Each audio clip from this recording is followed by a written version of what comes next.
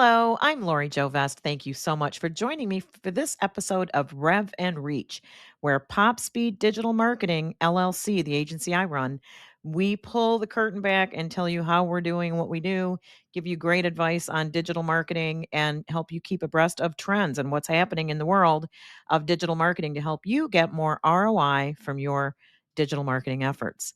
So, today we are going to talk about add to cart, no website required, the social commerce revolution. What if your Instagram scroll was also your checkout lane? This is just so cool. Social media driven sales in the US are projected to surpass $100 billion in 2026. And globally, social commerce revenues should surpass $1 trillion by 2028. That's crazy. So here's what we're going to cover today, and here's why. If you have a product and you are not selling on social media, you're missing out. There are so many opportunities out there right now. So, what is social commerce and why is it having a moment? Just like everything else, social platforms are evolving and they're evolving into full storefronts, not just discovery tools. And that's really cool because what Shoppable Media does is turns online content, social posts, videos, digital display messages into interactive points of purchase. So the customer can buy products directly from inside the channel, hit that buy button and keep scrolling. And I remember hearing back, decades ago that someday we'd be able to stop our television commercial that was playing and hit a shop button and buy the shirt that the woman in the car was wearing. We are not far from that. We are really not far from that. Actually, I saw an interview on television the other day, and this woman had on the most beautiful patterned silk blouse. It was gorgeous. And my husband said, "Why don't you see where you can get it? See if you can identify it."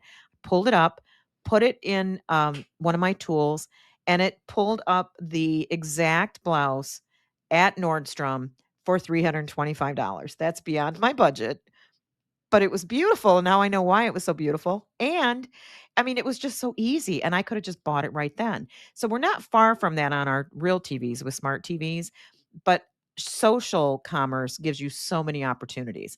So the key platforms that you want to watch are TikTok Shop, Instagram checkout, Pinterest shopping, and YouTube shopping. And what's happening is the convergence, they're calling it convergence of short form video and impulse buyer behavior. If you sell a product that's got a low, maybe under $100 price point, think about how often you've been scrolling and saw, some really cute earrings that were $40 and you wish you could have bought them. Now you can, right?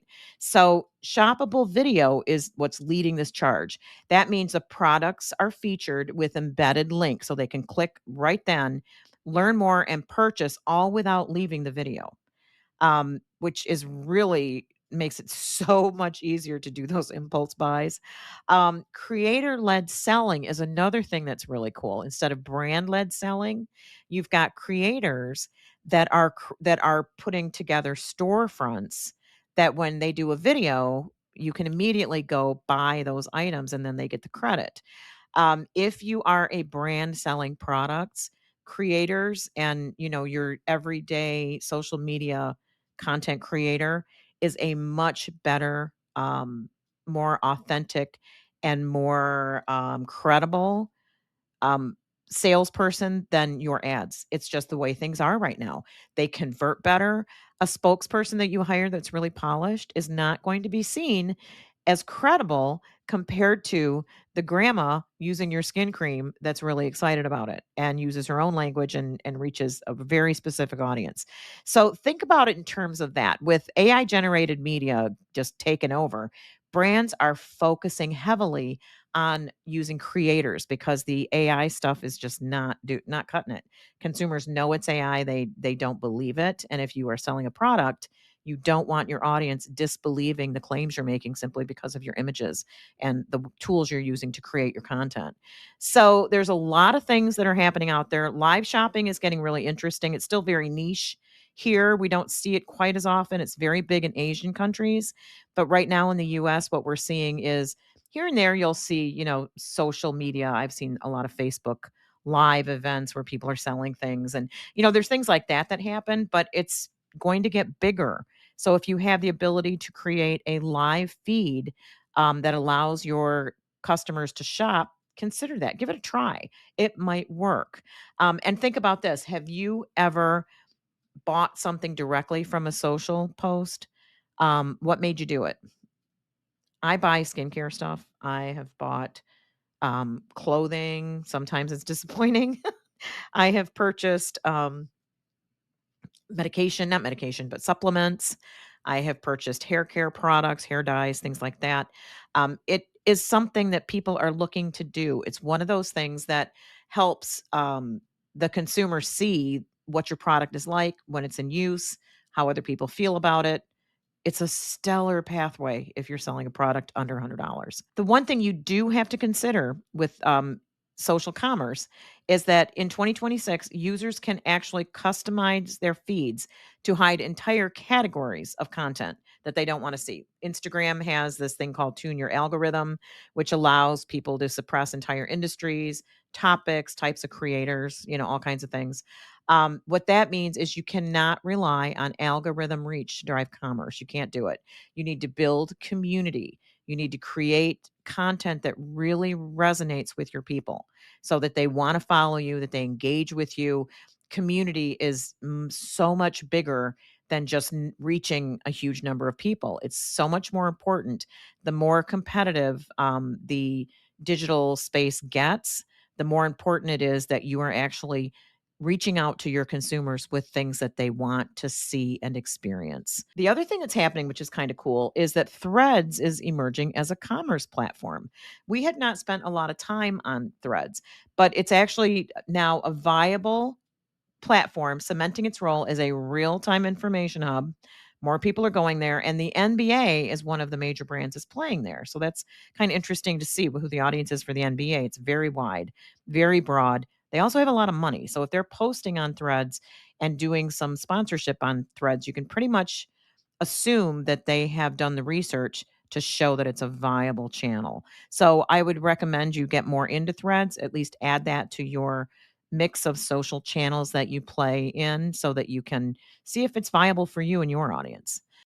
One, two, three, let's go! If your marketing engine needs some horsepower, the team at PopSpeed Digital Marketing is ready to do what they do best. Pick up those digital marketing projects, lessen the load, and provide the support you need. Websites, SEO content, social media, lead gen. We do it all, and even better, we do it well. Check us out on LinkedIn or visit our website at popspeeddigital.com. PopSpeed Digital Marketing. So here are the pitfalls. There's always going to be the things that don't work. So social commerce is not a set it and forget it. It is going to require active, ongoing content production. So you can't do one post a week. You can't just put something up when, oh, we have a new product, let's put it up. You've got to be creating the community. And you do that by regularly producing content that your audience loves. It takes time and it takes work.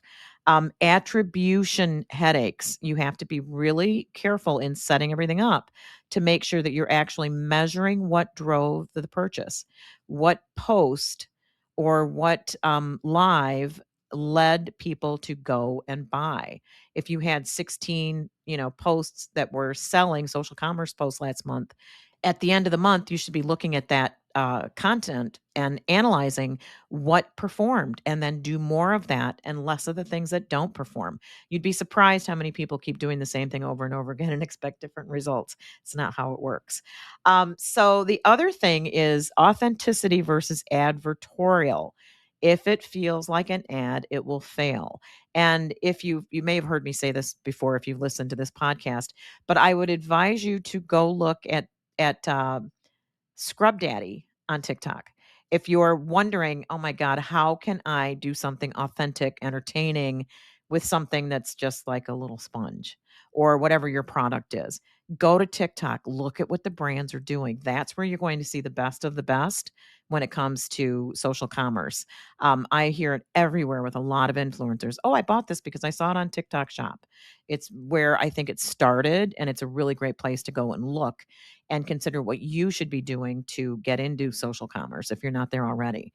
So, the other thing that's coming up, which is really interesting, is that vague, sweeping corporate sustainability pledges are no longer considered worth the paper they're printed on. Consumers are actually looking for measurable product benefits that make them feel better about sustainable products that they're purchasing.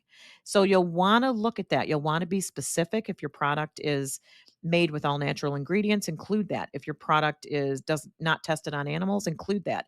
If they're, it's vegetarian or vegan, if it's a food product, if it's a if there's anything you can say made in the USA or made in your state, things like that that make not just a broad sweeping, we believe in sustainability, but put it into your product information so that people can feel that halo effect. If I buy this product, I'm contributing to a better world. So that's just a little thing to drop in at the end of this one, because I think you may want to consider that if you're selling a product that has some kind of a sustainability benefit.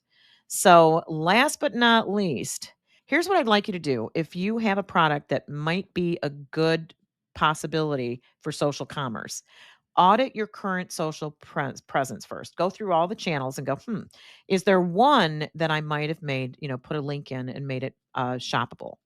Is there one post that might have worked? Go back and repost that with the shopping feature in it and see what happens. Next thing you can do, another action item, identify a few creators in your niche for a potential collaboration and consider micro influencers. I talked about micro influencers in the last episode and how valuable they are for creating UGC and great content and also spreading the word about your organization. Some of the micro influencers, you get 5 or 6 of those in a community and you can get some real traction.